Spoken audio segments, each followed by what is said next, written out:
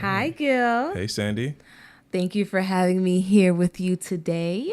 Oh, thank you for I coming. just want everyone to get to know who you are. The guy, the man, the myth, the legend The legend. behind the Let's Chill podcast, behind the camera when you're taking pictures, when you're doing videography. We just want to know who you are. Okay. All right, so you ready? I want to know who this Guil is too. But it's you. What you mean Yes. you want to know who this Guil is too? It's you. It's you. All right. So the first question: who is Guillaume? Guillaume. That's actually how you pronounce it. Guillaume. Guillaume. I'm a very creative and hyped person. I just love spreading positive and creative energy. I just love doing cool things and talking about it and sharing it with my friends. All And, right. Good. Good. So Guillaume is a long name. Yes, it is. But for the first four letters of your name, Yeah. Guil. L. Everybody knows you as Guil. Yeah. Give me a word that describes each letter of your name. So G me is see. for G is for Gucci. Eh. I hope I did that right. U is for U is for is upstanding. Is that a word? That yes, you can Okay. be an upstanding Yeah, citizen. yeah. I is for I is for uh, intelligent. all right, and Yeah. L is for L is for long first name. long long first name. So can you describe that moment, experience, or emotion like when you knew that photography was what you wanted to do? I think it was. Let me see. I found my first camera at this thrift store. It's called Dirt Cheap. It's like an old store. They sold like refurbished items. And I found my first Nikon. It's a Nikon J1, and it was the camera but without the sensor. So to the untrained eye, it looked broken. And I remember looking at the price tag, and it was like $200, which is the price of the camera. But it was red labeled. And then at these discount stores, like red label means like half off or like 90% off or something like that. So I go to the register. I didn't have the $200 at the time, but I'm like, figured why not? Just try it. And she told me, oh, this is like $20. And I'm like, Okay. okay, $20. She's like, yeah, $20. So I got the $20 and I bought it, and I told my wife, I'm like, hey, just got this camera. And she's like, why are you spending money? We don't have to be spending money. I'm like, it's just $20. And I need this lens though. This lens was like $100, and I needed the battery. And she's like, how do you know it's gonna work? I'm like, just give it a shot.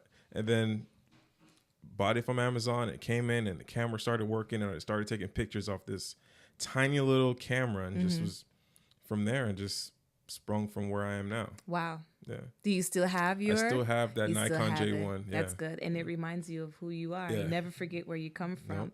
And I do remember your skills in Photoshop many moons and eons ago when we were still using Facebook and when Photoshop was on version 2. Yeah. Like it's like an AOL 2.0.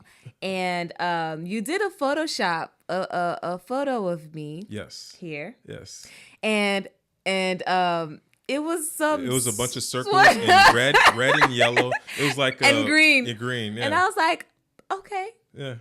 I accept it. Yeah, Thank you. yeah. So you really do have skills, and I'm glad that from seeing a camera and purchasing it, even though Alex was like, $20 is a lot of money, homeboy.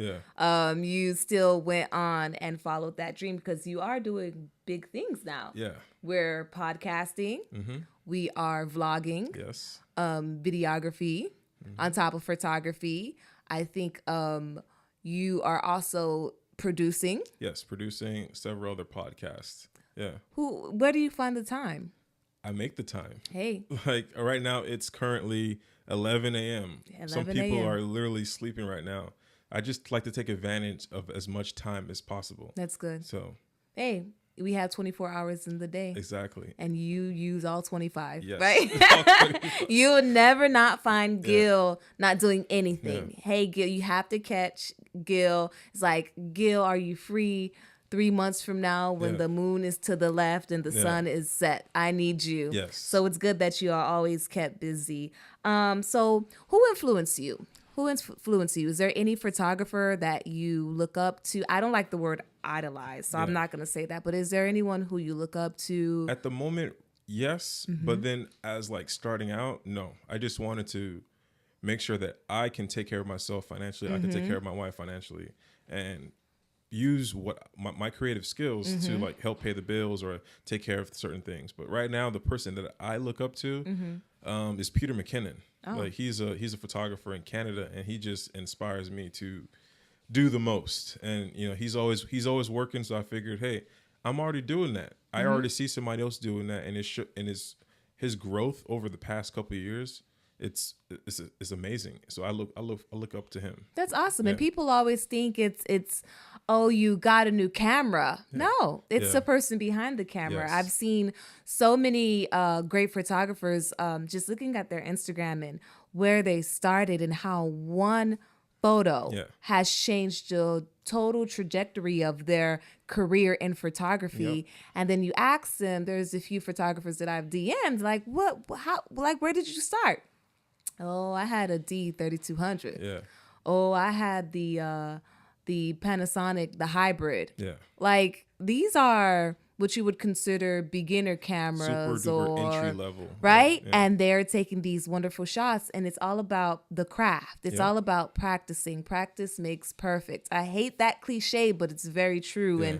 And I'm glad that you have someone who encouraged you to go beyond, not stay stuck. Exactly. I think that's our issues, where we stay stuck and we're comfortable in certain niches. But when you try something, you're able to say, hey, I tried this. I liked it. Let me expand on it. Mm-hmm. Podcasting came out of nowhere, right? It came out of nowhere. Right? Because the whole thing was I listened to podcasts religiously. And then I figured, why don't I just do a podcast? And I did it. And I'm currently doing it now, and I'm also helping other people create their own podcasts. And that's a whole other thing on its own. That's crazy. So with you saying you're helping other people create their podcasts, how do you approach a stranger? How do you approach someone that you've never met, that you do not know, to create these podcasts, to take these pictures, to vlog? How do you? Because Guil, you're a quiet guy. Yeah. We've known each other since middle school, and you've always been a recluse. You've always stuck to yourself. You're a very quiet guy. I still am quiet. This interview is harder than itself. But the way I do it is, it's going to sound weird, but I kind of want to become the person that people see. Like, all right, he's the cool guy. So I kind of like become that cool person. I become that attractive, cool guy. I am, but I activate it and I say, all right, let me just become the salesman. Okay. Let me just try to sell myself. Because if I don't, nobody's going to like want to work with me. Who's going to want to work with a creepy guy with a camera? He takes pictures, like, really, in his house. That's awesome. You know? So give me your 60-second elevator pitch. Hey, how's it going? You look like you're a professional. You want to take some pictures? Wow, you just have the perfect shot. Just stay right there. Oh, this shot's right here is perfect. Oh, man, I wish I made Kodak so I could just have the picture right here for you. And there it is. Yeah, there it is right there. Wow. So from your point of view, what makes a perfect picture? Perfect picture for me is really hard because as a photographer and a creative, I want to be able to tell a story in the picture. It sucks how it's amazing how there's like cameras and on cell phones, cameras, like you can just purchase. Anybody can buy a camera. But that doesn't mean you're a photographer because you're not telling a story. So I want to be able to tell a story. I want to be able to show emotion. I want to be able to show that, hey, this is a person. This is not just a 2D image. This is 3-dimensional, 4-dimensional. I want to share energy within the picture. Okay. You know?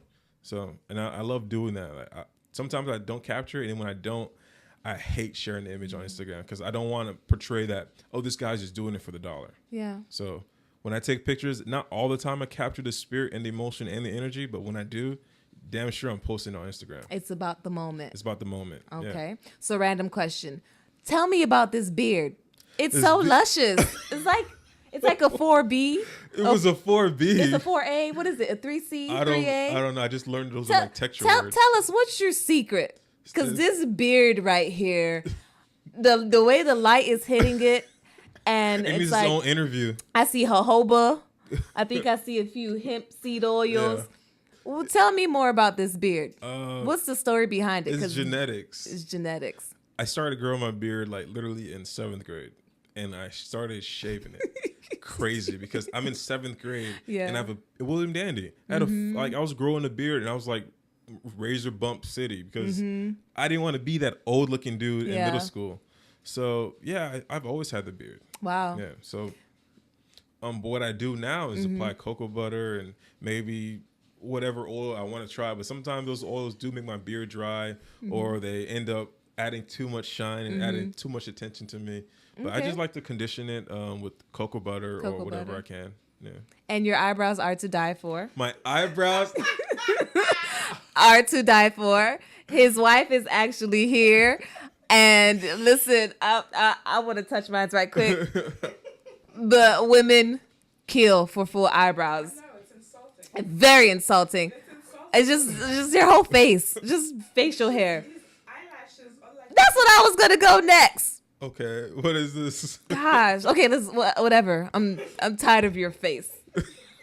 All this beautiful hair. Right? But hey, Alex, you know, aren't you got the Rich Forever? The what? The Rich Forever. The Rick Ross? Rick Ross. Yes. Are you using that product? I am using that product. Do you like it? I like it. Okay. Yeah. That's all that matters. So back to Guil, the creative.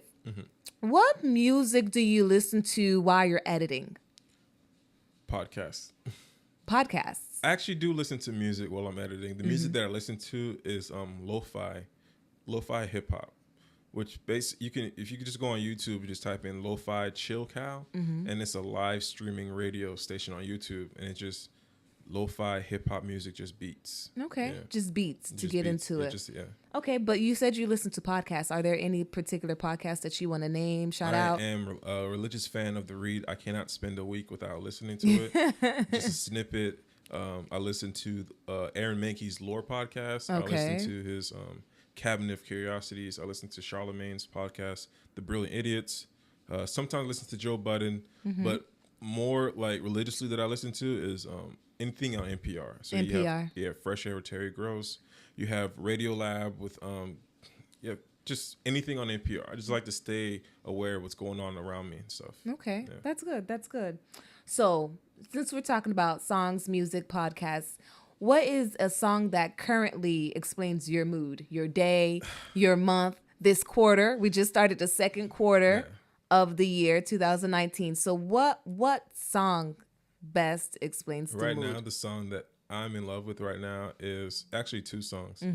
It's a song from the show that I watched called The Mangus Bride, and my wife is literally has enough of hearing it. It's a Japanese song. Sing it. It's a Japanese song. Sing it. I'm not gonna sing it. I'm sorry, guys. I'm not even gonna do that. But it's called Here, and it's about just the emotion in the song. And Okay. I listen to it like every morning now, sometimes. Yeah. Okay. And what's the second song? The second song it's just an old song. It's Guru Gangstar. Okay. Mass Appeal, and just it's an old song, and I always revisit it because I love listening to those old school hip hop songs before this new genre That came about. mumble rap. Mumble rap. Yeah. If I could, Yeah. I can, but I think I'd lose too many brain cells just for extra Listening to couple it, dollars. It's not worth it. I'd rather be broke and smart. Yeah. Well, not broke, but able to pay my bills Yep. and use my intelligence and smartness to get me more financial funds. Yeah. This is not to knock mumble rappers or anyone. Some of them are just doing it. Some of them are just doing it because they can do it. Yeah. SoundCloud has come up and gave us so many people. We have Chance the Rapper from SoundCloud. Yes. I think we discovered Fetty Wap. Is that his name? I think From so. SoundCloud. Yeah, maybe. I don't know who else is from SoundCloud, but SoundCloud has given us a few gems, Yeah. if we want to call them. Yeah. So quickly, a scenario.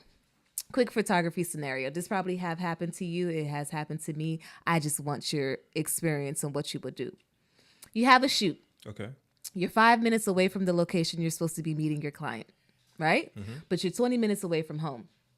You realize you left your battery pack. What do you do? Oh God, I've been there a couple times. Do you turn around and go back home and get it? Depending on the location, because I've been here a couple situations where I have a friend who lives down Las Olas. I just would call him up. I say, "Hey, I need your battery. Meet me here," and or meet him halfway. Or I'll just tell the client, "Listen, I'm going to be running a little late. I need to go back to get something." Or just tell them the truth, because sometimes you tell them the truth, they'd be like, "Yeah, I'm going to be late anyways." So I'm like, God damn it. There've been a couple times where I'm literally running late, and they're late themselves. They're late. They're even later. Yeah, exactly. Okay. Okay. All right. So we're going to do this portion is called rapid questions. Okay. So I'm going to ask you a few questions, a few random questions. And what you're going to do is you're going to give me a response. So I am a client who you just took pictures of, who you just took pictures for. And you're going to give me a quick response to all of these rapids. Okay. Are you ready? All right, I'm ready. All right. You just took these photos. Can you send me the shots right now? Yes, I can. You gonna use Photoshop on me, right? No. Can you make me skinny? No. No. What? No, you. So if you had someone who you just took pictures of, and you know they have unsavory trapezoids, inside joke. Rhombus. Yeah. Oh!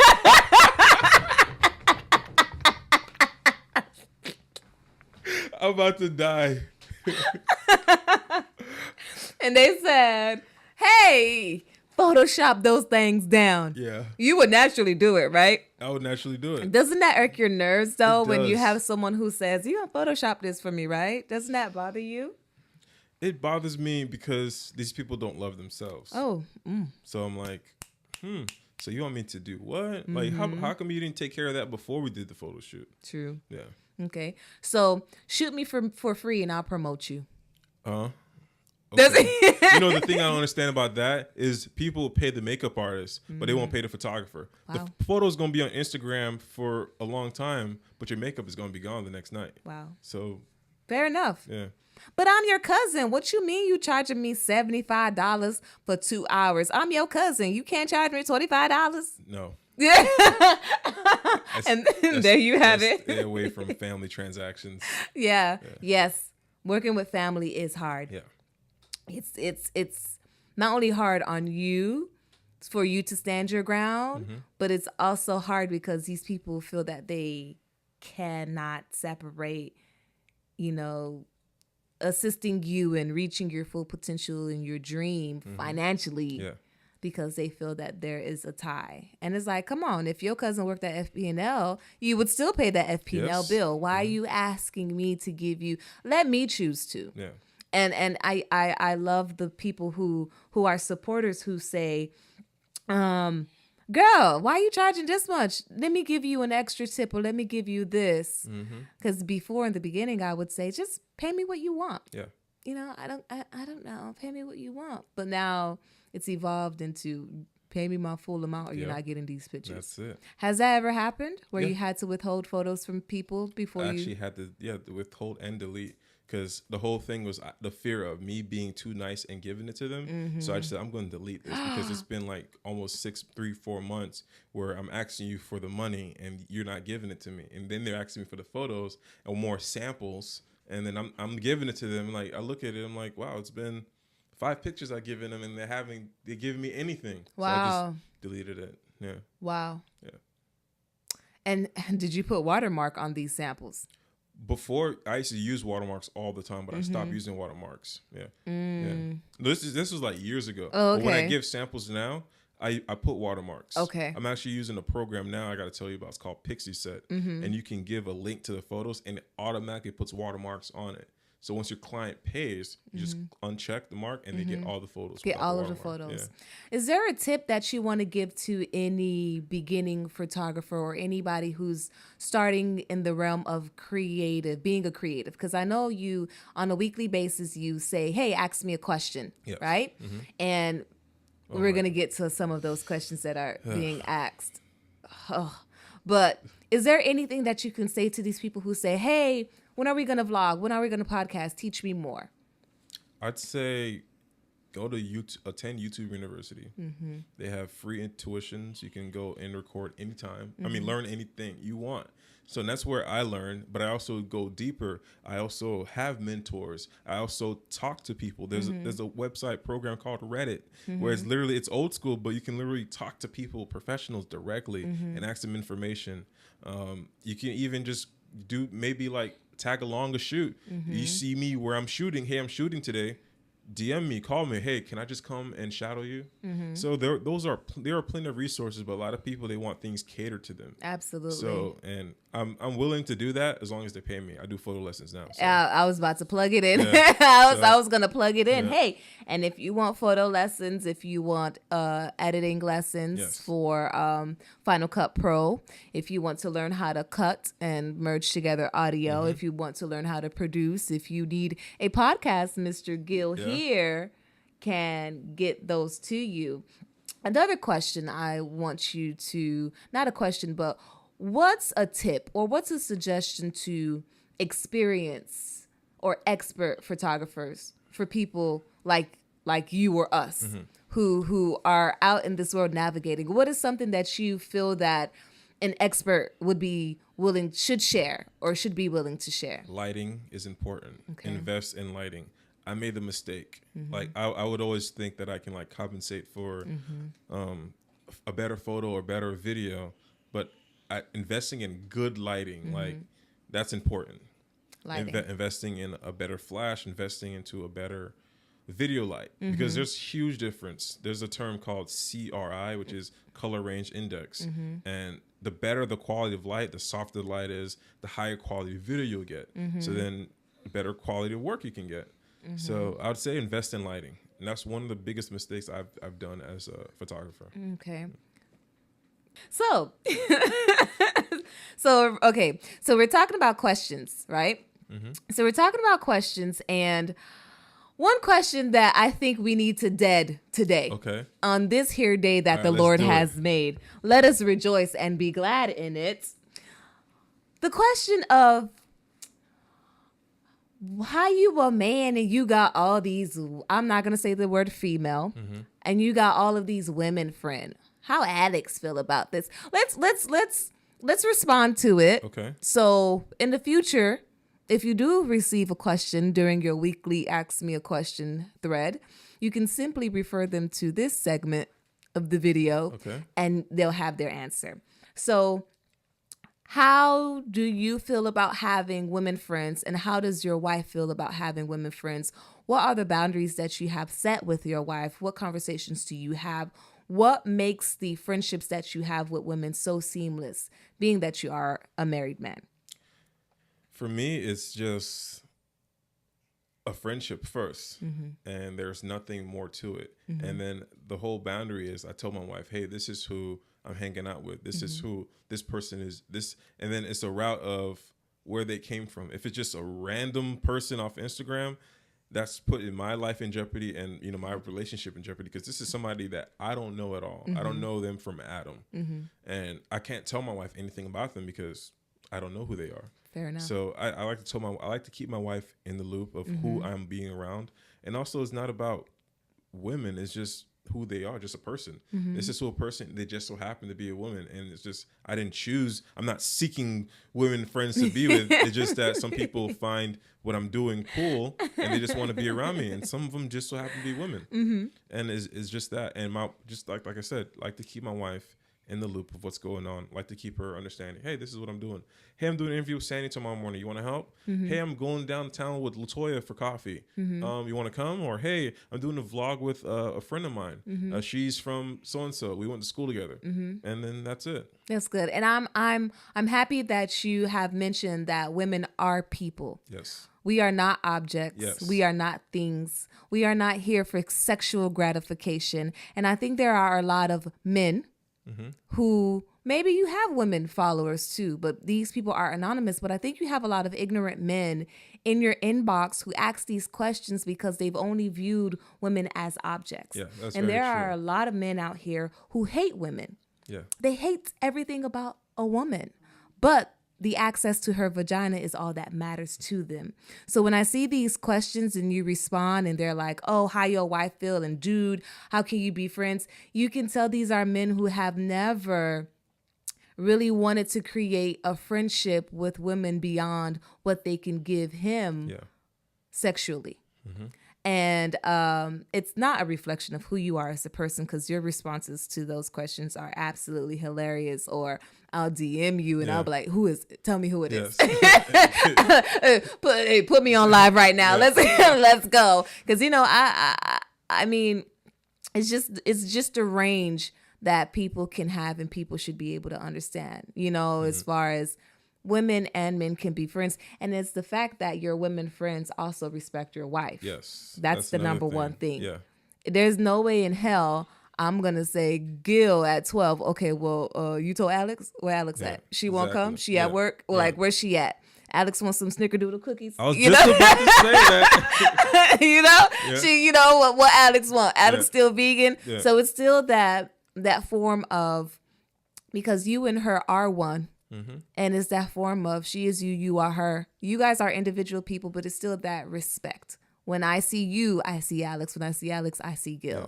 So I think that's one of the most important components of being able to keep and maintain friendships when there are opposite sex or genders or whatever involved. It's just that level of mutual respect.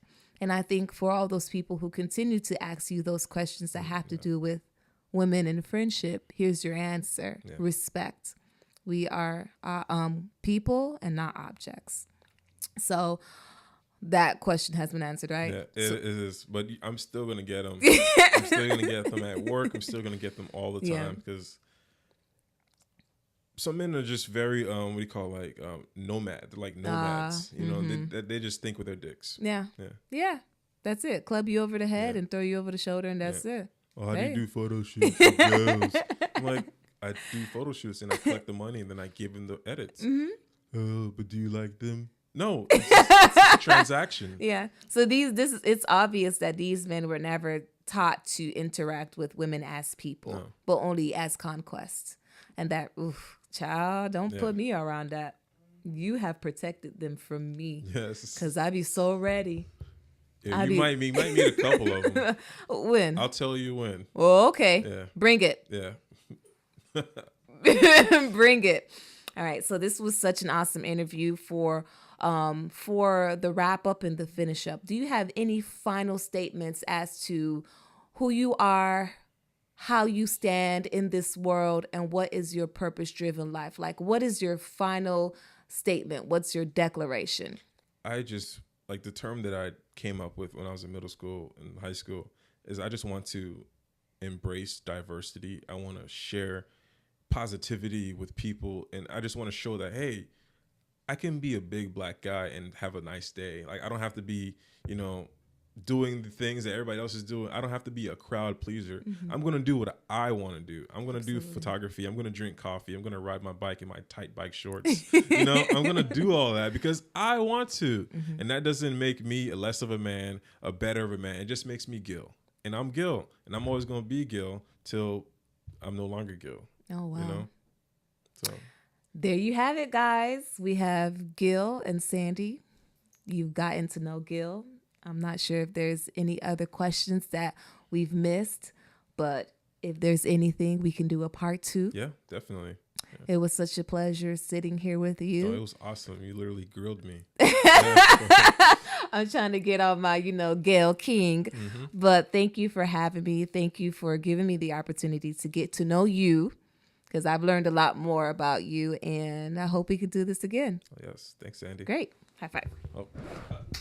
It's a wrap. It's a wrap.